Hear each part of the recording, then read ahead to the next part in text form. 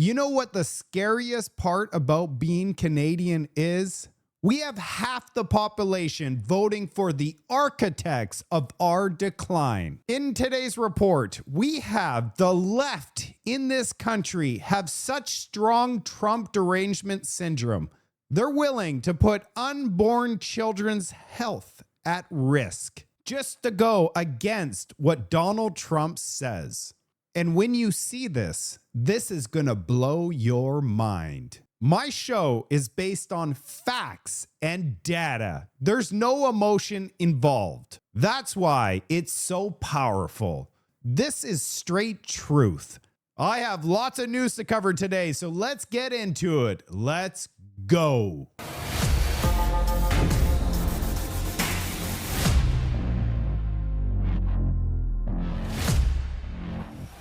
Let's start things off with Donald Trump's announcement that Tylenol, well, let's take a look at the announcement. Then we're going to get into the aftermath. FDA will be notifying physicians that the use of well, let's see how we say that. Acetaminophen. Is that okay? Which is basically commonly known as Tylenol, during pregnancy can be associated with a very increased risk of autism. So taking Tylenol is not good. Donald Trump says taking Tylenol during pregnancy is not good. The thing is, Canadians and Americans, they're so against Donald Trump. They think it's him saying that. He's just reading the notes. He can't even say acetaminophen. He doesn't know how to say the word. He's reading it from health professionals that have given him the advice. And now he's letting all Americans know that, hey, there's evidence that this is a problem. He's reading from health professionals. It's not him giving advice. And even in Canada, we knew about the health risks with Tylenol during pregnancy. Back in October of 2020, here is CBC's report. And medical health experts has released an important statement on pregnancy and pain medication. It's part of a study in the British scientific journal Nature. And here's what it does. It cautions pregnant women about using acetaminophen. And that is the active ingredient in Tylenol and many other medications that so many of us use to relieve pain or fever. CBC Health and Science reporter Christine Birak has the details. The statement is backed by nearly 100 scientists and doctors from around the world. They insist a higher level of caution is needed when pregnant people use fever and pain meds that contain acetaminophen, including Tylenol. The authors don't have any new evidence showing the drug harms a developing fetus, but their statement does say a growing body of experimental and epidemiological research suggests that prenatal exposure to acetaminophen might alter fetal development, which could in turn increase the risks of certain neurodevelopmental, reproductive, and urogenital disorders. And this was broadcasted on CBC, and it's scientists around the world. And this was from 2020. I got a lot more information for all of you. And this is not the first time there's been a report warning pregnant women about the use of Tylenol and other pain medication during pregnancy. Here is another report. As if pregnancy weren't complicated enough, researchers are now cautioning acetaminophen, including Tylenol, might affect fetal development. I found in my second trimester that I was in pain. Priyanka Taneja went online. She knew most pain meds were off limits, but word on the street was that Tylenol was just fine. And it wasn't until I Googled it that I read, that actually there is a limit. in a new consensus statement, international scientists insist there's a growing body of research suggesting acetaminophen could increase the risks of certain neurodevelopmental, reproductive, and urogenital disorders, adding the drug could be linked to conditions such as ADHD and fertility issues. It's important to realize that acetaminophen is a drug, like any other drug. Along with Tylenol, acetaminophen is in more than 600 pain medications. Experts advise anyone using those meds daily for 2 weeks or longer to see their doctor. But it's okay to take Tylenol for a day or two as medically directed. We still need to remember that it is still the safest medication to use for pain and fever in pregnancy and not treating those conditions in pregnancy also have the risks. They're not really calling for Tylenol not to be used in pregnancy, and I think we need to make that really clear. The Society of Obstetricians and Gynecologists of Canada tells CBC News the evidence for harm is based mainly on animal studies and encourages more research. But all of the doctors and researchers do agree on one thing, that pregnant people should take acetaminophen in the lowest dose possible for the shortest period of time necessary. So acetaminophen while you're pregnant is dangerous. That's why they recommend if you do have fever, you need to take something because fever could be dangerous to your unborn child. So take the least amount to bring the fever down and only take it for a couple days and end it. Other than that, there should be no acetaminophen whatsoever. And because of Donald Trump's announcement, we have such deranged people in this country that Health Canada, and they're part of the derangement, came out and said acetaminophen is recommended treatment for fever and pain during pregnancy. Here's the report. Can you believe it? This is Canada's website. Acetaminophen is recommended treatment for fever and pain during pregnancy. Health Canada currently maintains that there is no conclusive evidence that using acetaminophen as directed during pregnancy causes autism or other neurodevelopment disorders. Oh, really? This is on the government's website. This should blow your mind because I got more data for you. Before I show you the more information, there is something that is truthful in this report. It says acetaminophen should be used at a lower effective dose for the shortest duration needed. Untreated fever and pain in pregnant women can pose a risk to the unborn child. That is correct, and there's studies on that. But it's the least amount in the shortest duration, and if you don't need it, avoid it altogether. All right, Canada, who do you trust? Do you trust the maker of this product, Tylenol, which came out and said we actually don't recommend using any of our products while pregnant? Thank you for taking the time to voice your concerns today. So who are we believing? Are we believing the actual manufacturer of this product, or do we believe Health Canada? And here's proof of how far gone our country has gone with our mainstream media. No conclusive evidence linking acetaminophen to autism, says Health Canada in rebuke to Trump. And do you see how it says in rebuke to Trump?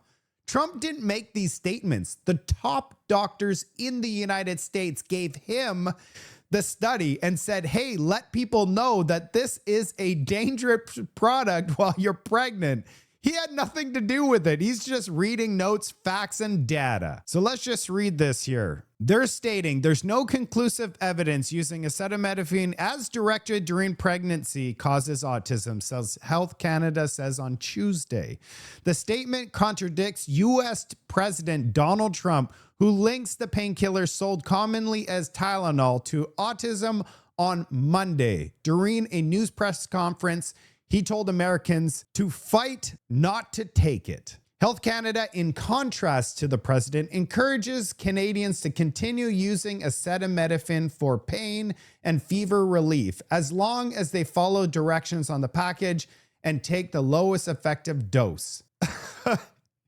This is incredible. The left in Canada is willing to harm our unborn children in order to go against Donald Trump's statement. By the way, I'm no doctor. I'm just providing everybody the information. You do you and take care of your unborn child. And you are not going to believe this next set of information I'm about to deliver you. This takes Trump derangement syndrome to the whole new level. We have pregnant women across the United States, and I'm sure in Canada as well, publish videos online showing that they're pregnant and they're encouraging people to take Tylenol because their children are going to be perfectly healthy and fine. And like I said, the most insane part about the whole thing is Donald Trump and RFK. These are not their statements. These are health professional statements, and they have well-researched documents supporting their findings. Let's see these videos. 28 weeks pregnant. You know what I'm going to take? Some Tylenol, acetaminophen. It's going to work like a charm, and my baby won't have autism.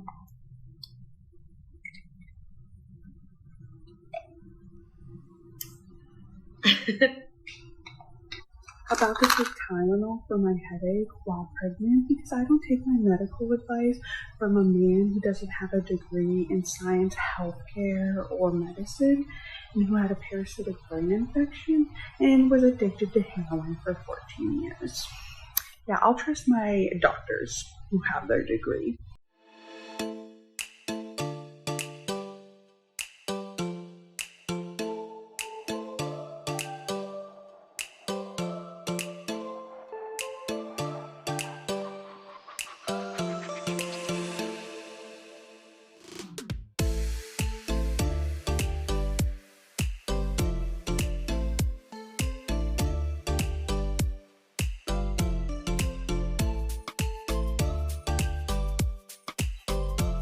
You can't make any of this stuff up, guys. Get ready. Sean Buckley has discovered something, and it's going to be an eye-opener for many. That I was certain she was going to say yes to was something like, well, as a Health Canada inspector, now listen carefully, listen to the question. As a Health Canada inspector, you're there to protect our health. Okay, did you hear that question? I'm asking her under oath. Yeah.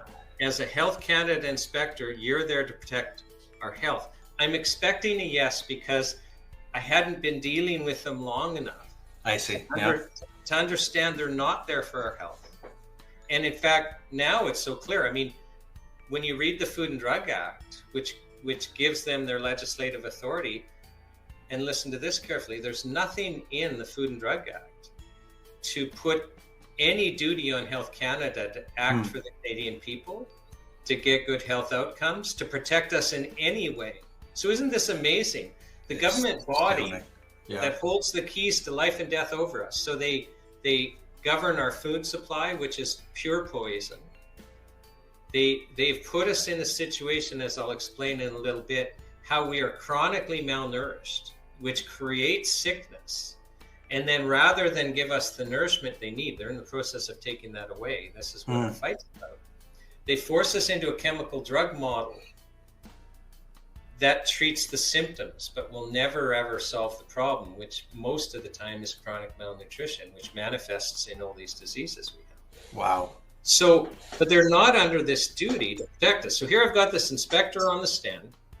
I say to her, well, as a Health Canada inspector, you're there to, to protect us, to get, no. She wouldn't, she'd say no. And I keep circling around trying to ask the questions in different ways, thinking she's misunderstanding. Yeah. But she's not misunderstanding. She's telling me the truth because she's under oath on the stand in court. She's sworn to tell the truth. And finally she gets exasperated with me and gives me the education that I needed. And that was, she explains quite clearly, no, we're not there to protect the health of Canadians. We're there to enforce the Food and Drug Act and regulations. Wow, that is mind-blowing. But I'm not surprised. Sean Buckley is a principal lawyer at Buckley and Company Law, and obviously he's advocating for people's health. I truly find it amazing that science all of a sudden changes as soon as Donald Trump says something. If he said that it was extremely safe to take, I guarantee you people would stop taking it. We live in the most dangerous times ever. Yesterday, Health Canada pushes back against Donald Trump's claims about Tylenol and pregnancy. And if you take a look at 2021, it says medical experts urge caution over the use of acetaminophen-based painkillers during pregnancy, including Tylenol, may impact fetal development. This is some scary times, Canada. Here I have a very good explanation on the process of Tylenol and why it is actually dangerous during pregnancy. Check it out. A lot of you are hearing that acetaminophen and Tylenol are bad, but we really don't know why. So let me break it down why it's bad. And we've known this for a really long time. It's just our public health policy in the United States is absolute garbage. So here we go. When Tylenol is detoxified, it produces a toxic byproduct called NAPQI. This causes a lot of problems for the liver. It causes brain inflammation. It causes problems systemically. This is not just a kid problem. This is also an adult problem. As we age, glutathione storage has become depleted. And if we don't have optimal glutathione, then this NAPQI can increase and build up and cause issues. Tylenol and acetaminophen can pass through the placenta really easy. In children and fetuses, they tend to have really low storages of glutathione in general. And so this causes a lot of problems. This can cause NAPQI to build up in a fetus or in a child, and this causes oxidative stress, this causes liver injury, this causes brain inflammation and neurodevelopmental issues, this causes all sorts of stuff too. So in general, we've been saying this for a really long time, we don't like our patients taking Tylenol for this one thing. On top of that, when somebody is really sick and they take Tylenol for a fever, they deplete their glutathione, which in turn causes them to be sick longer. It makes zero sense. Plus, your fever can be really important as long as it's not life-threatening. We like fevers, so there you go. What is a glutathione and how does it work in your body? This is important information for all of you to know. It is the strongest antioxidant, and without it, we would be done. It helps break down nutrients. It regulates your immune system response, and it protects against oxidative stress. So you know, there are vitamins that you could take to boost a glutathione. If you want to supercharge your glutathione, you take NAC. It converts into that powerful antioxidant. I personally take 1,000 milligrams every single day. And if I start fighting something, I take 2,000 milligrams. Experts say 2,000 milligrams for an adult is your maximum amount over a 24-hour period. It's also safe for children. I went to a naturopathic doctor and they told me that children could take up to 600 milligrams per day. You get the tablets that open up and you put it in their juice and you have them drink it if they're fighting something. This powerful antioxidant will keep you from getting sick because it boosts your glutathione and protects your body from viruses. Also, did you know that they tried to ban this from public consumption? Why would they try to ban this? It's because, and it wasn't in Canada, it was in the United States. The reason is because they use this as medicine inside the hospitals. So if you have any kind of poisoning, like alcohol poisoning or any other type of poisoning, what they do is intravenously, they put this into your bloodstream and immediately it starts reversing the toxins. When I take 2,000 milligrams of this vitamin, a car drives by me and immediately you feel sick because you are so clean inside. I'd recommend everybody buy some of this stuff and take it as a daily dose. But I'm not a medical doctor. I'm no medical professional. So please, before you take any vitamins, make sure that you have consulted your medical professional and it's safe to do so. This also interacts with blood thinners and other medications. So make sure that it's safe and healthy for you before you decide to take any new vitamins. That's it for today's report. I wanted to focus specifically on the Tylenol issue because I believe it's important that people know what's going on. I cannot believe that every time Donald Trump says something, the left like to do the absolute opposite, even if it's counterintuitive. I actually saw some joking going on online saying Donald Trump's going to come out and say he's encouraging people to breathe in air deeply into your lungs. Breathe deep the air. That's his recommendation. And it says all of the liberals have now started holding their breath. Hopefully this was a helpful report for people out there. Always do your homework. Don't believe everything for face value. I look forward to providing my reports that doesn't just cover one subject, but this one was very important for people to understand. Hopefully you're having a wonderful Thursday. I'll see you on the next report.